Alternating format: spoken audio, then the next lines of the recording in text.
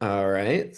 So, thanks again for doing this. I'm here with one of our previous students, Héloise, and yeah, maybe we can have. Can you tell us about your story? Absolutely. Um, I started thinking about the GMAT/GRE and the applications to masters um, about 3 years ago. I knew that the GMAT was the way to get into Ivy Leagues and top masters, but I didn't know about the GRE yet. And I thought that it had a worse reputation and it was harder to get into schools with the GRE. So I started studying the GMAT, and it was very difficult for me because it was a lot of math, a lot of logic, and things that I had never studied before. And and also I'm a very impatient person, and for the GMAT and the GRE, you have to take your time and really redo all the exercises a lot. So yeah, I started with the GMAT and got I think a 490 my first try. Hmm. I didn't study very hard, but I thought it would be easier for me anyway. And then I started taking classes with Vincia Prep, and they actually suggested for me to take the GRE rather than the GMAT, which was such a better option for me because it was more English and that was my strength. Hmm. Um, Yeah, and yeah, if and I remember correctly, you got a 305 on your GRE practice test, which was the equivalent to a 535 on the GMAT. So it wasn't way better than your starting GMAT score, but it was better. And yeah, and as you said, it was the better test for you, which is what we discussed in our first emails. Mm. yeah, I think there was a higher progression curve Yeah, just on the more GRE. potential for you. Mhm. Yeah. And yeah, so I started studying with Ethan and Toby, and math was definitely harder for me during the sessions. Um, just it wasn't natural to me, and so it took me way more classes than in English. Mhm. Um, and yeah, so I studied on my. I was lucky not to have anything on the side, an internship or a class. So I would study from maybe 9:30 to 7 p.m. I Mhm. tried to have a like specific schedule, not to get out of it, and because it's easy to when you're studying on your own to be distracted. Um, and also, I asked the teachers if they had any recommendations. Ethan told me that it's important to take breaks, Mhm. something that I wouldn't do naturally either. Um, Yep. The brain learns best in kind of 45, 50-minute chunks and then taking yeah. a break and mm, Also, I used all the resources that I could. Vincia Prep gave me access to Magoosh, mm, which was very helpful for the vocabulary because mhm, they had vocabulary cards, mhm, and that format helped me a lot mhm, rather than just reading the list. mhm, And also, I did all the math exercises on Magoosh, which were helpful. They were not so hard, but they helped me to understand which topics were going to be covered in the test. mhm, And then I could search for harder exercises in other sources. But Magoosh was really good. mhm, I also prepped with the Manhattan Prep books, mhm, which for me were amazing because they explained very well the concepts mhm, of math. I didn't use them for English. mhm, And also any YouTube video I could find. Um, the GMAT Club, those were and the GRE Club were really good resources. mhm, Um, and also just regular things in my day-to-day life. I tried to change some of my habits. So, for example, if I was watching um, Netflix, I would mhm, put it in English with subtitles to mhm, see because sometimes you don't you understand it, but you don't really. understand each word when you're not native, and seeing them written. Sometimes Mhm. some of the GRE words would come up, and Mhm. that would help me remember them. Yep. Yeah, seeing it, hearing it, reading it, these Yeah, definitely increase memory retention. Yeah, so you did the lessons with Ethan and Toby, and you did some Magoosh and some Manhattan. And how many you were studying full time? How long did you study? I studied for really intensely from September to December. September to Well, December. I Okay. studied seriously that period, but I started studying earlier, but not properly. Okay. So like 3 months. Before it would, I mean, I was studying for the 3 years before, but um, unconsecutively, Hmm. and not doing exercises every day, not understanding what I was doing. I was just doing some exercises for fun, the ones I already knew how to do. Hmm. Yeah, and then So you remember what your final score was? my final score, well, for my applications, I used two. I used my 324 and my 320. Yeah. Because on the 320 you got a little higher on the quant section, is that right? Or Yeah, 2 points, I think. I could look for the detail if you want. yeah, I think yeah, I think if I remember right, you got a 168 on the verbal and 159, 158 um on the Um, 16 for the oldest one, 168 on the verbal, 156 on the quant, mhm, and then for the last one, 158 on the verbal and 162 on the quant. mhm. Because my objective was to get one above 160 for the quant. The quant, yeah, yeah, because the schools care Yeah, about the quant section. They want you to have kind of, or at least top schools want you to have better than 160. Uh, yeah, so yeah, that was a good idea. Even though the verbal section was a little bit lower on your second test, yeah, I think that was a good idea to send both of those. So that way they saw, oh, you're really good at verbal and you improved on the math. Yep. yeah. Which Although I remember that King's College in the UK was more adamant on my verbal test, on my verbal score. That's So, interesting. Yeah, like some schools have certain uh peculiarities. mm, Like that, but most schools want yeah, higher math quant score. scores. But yeah, some schools, especially when you're doing masters in management, some schools pay a little bit more attention to the verbal section. And so yeah, what all schools did you end up applying to?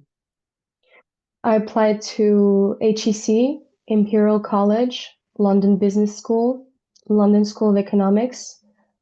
Did I say Imperial College? Hmm. Hmm.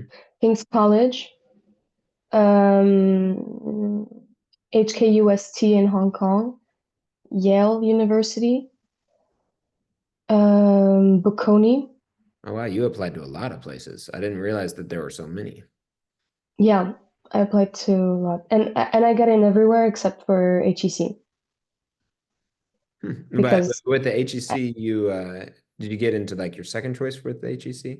Or like did they give you the or did or maybe that wasn't you. Yeah, I had a student they didn't get into the MIM at HEC, so they were given an offer for the master in strategy. Uh I only applied to the Master in Management. okay. Yeah, so Actually, sorry, mm, sorry, yeah. I wanted to apply to the HEC/Yale double degree, Mhm, but I knew that as a French student that didn't do preparatory classes, mhm, I had a lower chance of getting into HEC. So I just applied to the regular Master in Management because I know that afterwards, in your second year of Master in Management, you can apply to double degrees within the school.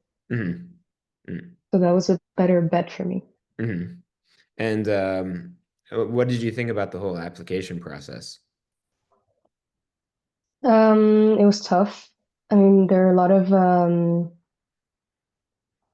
pieces of the application that you have to do, and it takes a lot of time. And what took the most time for me, I think, was the introspection part. Yeah. Hmm. But that took years. It didn't start in September. Um, just having a clear idea of what I want to do, what's my path, why that school. I think my first step was to really analyze the schools, analyze the programs, really understand what I'm applying to and how and what they're looking for in candidates and how I can fit into that. Hmm. How I can tell my story in a way that will be interesting for them. Yep. Yeah, it And does take a lot of introspection. A lot of people think, oh, I can just punch out, these essays in a day yeah, or two, but it actually takes a lot more thought uh, and time than a lot of people realize. Mhm. yeah. And I also took all the opportunities that they were offering. I attended all the events. I read all their websites. I also reached out to the schools directly Mhm. because I was my biggest worry was the GRE and the GMAT. Mhm. And so I asked them what score did they want, and and they kept saying like it's not the biggest part of the application, and I didn't really believe it Yeah. until I got in because my score my scores weren't that high. It was a combination of everything. Yeah, it's I definitely a believe. combination of everything. They schools say they don't have a minimum, but they kind of do. Yes. And so the minimum for like the US school, top schools is around 320. The minimum for European top schools sometimes around like 316, 318, with an average closer to 325. Um, and so your score was actually right close to the average. So it didn't really help or hurt you. It just kind of was on there. Yeah. And then it's the rest of your application that got you in. Um, Mm. but And all, mm, I wanted to add that I also reached out to past students on LinkedIn good and idea. interviewed them. The programs that I wanted to get into, I reached out to them and had like an hour call with each of them to ask them what they put in their application, what they advised me now that they're in the program, what were their GMAT score, kind of an overall view of their profile Hmm. to give me the best chance possible. How'd, And how'd it, it you re- uh, how'd you get in touch with them via LinkedIn? Like, did you just look at did you just search like Yale and then find students that are going to Yale and then send them a yeah, message? Yale or LSE Master in Management or whatever. And then I just, you have like the 200 word Hmm. message that you can send. Hmm. And I said, hey, I'm looking to apply. Can we chat? Nice. That's exactly what you did, all the things you were supposed to do. Because I was really, trying. reaching out to people, schools want to know that you network. And so saying going to events, talking to students, and not only does it show that you network, but it also, like you said, gives you ideas of what you should talk about. Yeah. So yeah, these are all things that if we had done the coaching together, I would have asked you to do, but you figured it out, so good work. Thank you. And I'm doing the same now because now it's time to apply to scholarships.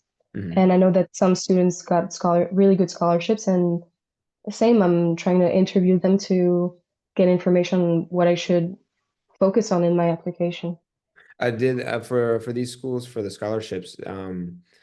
They didn't have you just automatically. Did they send you another application afterward, or did they automatically give you like some schools automatically just give you a scholarship? Yeah. Most do. I know that HEC doesn't. It's a separate application. For HKUST, it is automatic as well. I got Mhm. a scholarship. Yale, you have to apply. You Mhm. have to apply in about a semester before you start your program. Okay. Mhm. How much Yeah. did you get? I mean, I know you didn't take it, but how much did you get for the Hong Kong school? Oh, I got it. I'm doing a double degree with oh yeah. Oh, HKUST. so for that part of your studies for the double degree, they're giving you A uh scholarship, yeah. okay. And how much are they giving you? They're giving me about 40% of the tuition, Nice. How much which is is tuition? helpful. It's 490 Hong Kong dollars, Mhm. and I got about more than 100,000. Oh well, no, I'm not sure, but 40% Uh-huh. Oh wait, wait, you said 490,000 to go there? Wait, Hong Kong dollars. Hong Kong dollar. Oh, okay, gotcha. I Yeah, was like, wait a minute. no, I no, know business schools are expensive, but no, uh no, not that much. This is, yeah, and the same price as so my you're right. applying now for the 1 year in Yale to get a scholarship for that part too. Yeah, I'll be able to apply in December for the Yale scholarship, Gotcha. and I'll Uh, apply to other scholarships, non-Yale scholarships mhm. in September as well. Yep, yep. Well, cool. Okay. Is there anything else that you want to share? Like any other main things that helps you throughout this whole process? Things that you would tell future students? Um, I mean, I don't know if it's obvious or not, but take the time to write your essays and Mm-hmm. take the time to get a second look at them Mm-hmm. because they might seem really cool one day, and then the next day you read them and they're not so much. And also what I did is I had a friend of my family that was a English teacher, and so he helped me read again my essays and kind of arrange them in a way that it made sense in English. And so I was working with him closely on my essays, but then once I thought they were done, I would share them to my circle to Mm-hmm. get their first opinion on it Mm-hmm. because their fresh eyes because we were so focused on my essays that sometimes you don't realize something. You know Yeah, what I so mean? it makes sense to you because you've lived it, or your other editor because he's read it a couple times and he's talked to you. Mm-hmm. But yeah, Exactly. definitely getting multiple opinions Yeah. is the way to go. Mm. And also, I what was useful for me is kind of to do a summary of everything that happened in my life, whether it is like extracurricular activities or personal experiences, and kind of like a bank of information and see what makes the most sense in each question that the school is asking, kind of Mm. as a strategy because you don't want repetition. You want different parts of yourself to be shown. For example, you're not going to talk about two extracurriculars in one essay. You Mm. might want to speak about academic and then extracurricular or professional, but have different aspects of yourself to come out and not just one. Um, yeah, and also a big part of the application were the video interviews that I Mhm. took with many schools, and Reddit helped me a lot for that. For the interviews because they Yes, had like some of the interview questions that they were asking at certain schools. because people post a lot of questions, yes. And so same, I did a question bank and practiced each one, and then some of them came out and some didn't, but it was helpful Yep. to Yeah, prepare. you definitely want to practice the most common questions that are asked. And sometimes we can even figure out the questions that are being asked by certain schools this year because yeah, people post them online or through other means. Mm. Yeah, but Absolutely. that's yeah, you definitely want to practice those questions out loud, even to other people. Yeah, Is that what you did? yeah. You I even recorded myself because you have to do them in front of a camera. Yep, And so I would record myself and listen to how I expressed myself and if I was satisfied or not, and redo it. yep, that's it. Well, I couldn't have said it any better myself. That was the things you want to do. Well, thanks again for doing this. Thank Um, you. and yeah, and I'll stop it, and then we can talk a little bit more after. Okay. Oh.